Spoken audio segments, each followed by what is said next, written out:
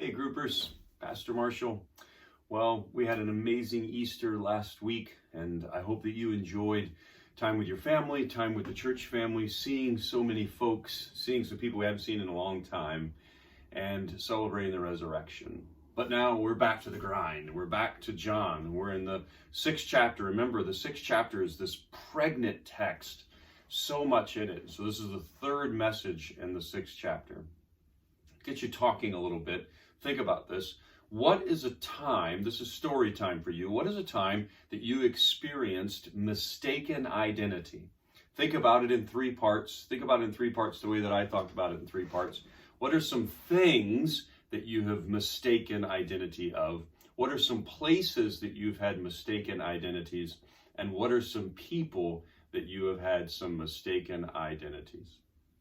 Now, Jesus says in verse 26 that they're looking for him for the wrong reason. That's the mistaken identity. Number 1, according to verse 26, why are they looking for him? What's the mistake that they're making? And then, according to verse 27, why should they be looking for him? What's the correct way to be looking at Jesus? How are they mistaking him? What's the correct way? And then, what is significant about the Father placing his seal on the Son of Man, or on the Son? Do you remember, what is the significance of this seal business?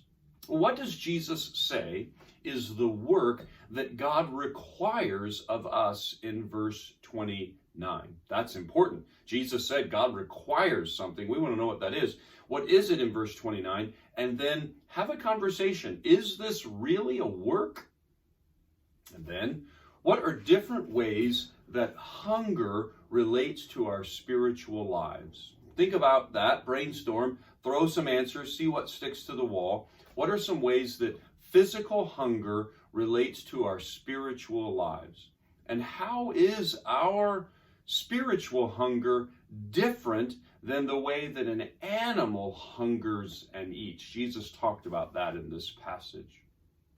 How are the Israelites behaving just like, how are these Israelites in this story behaving just like the original Israelites in the Exodus story? There's a lot of irony there. And in fact, they talk about Moses, which adds to it because they're behaving like them and they're even referencing them. And so in verse 32, what did they get wrong about Moses?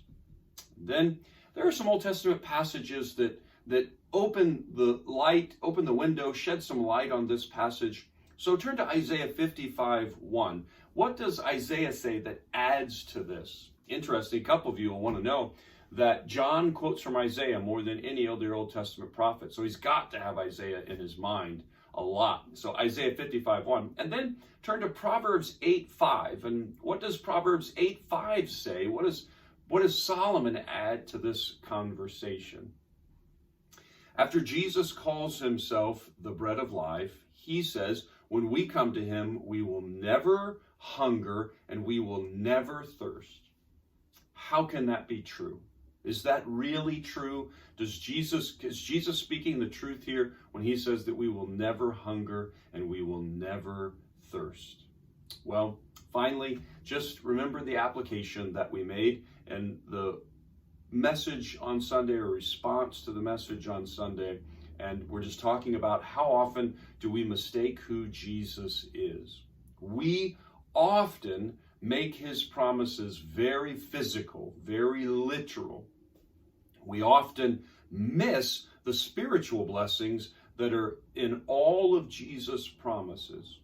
And so this week, I'm challenging you to connect with Jesus spiritually, not physically, not to focus on the physical, but to connect with Jesus spiritually and to feel his spiritual nourishment.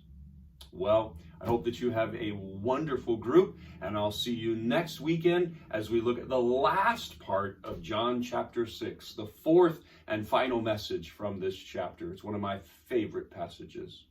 God bless.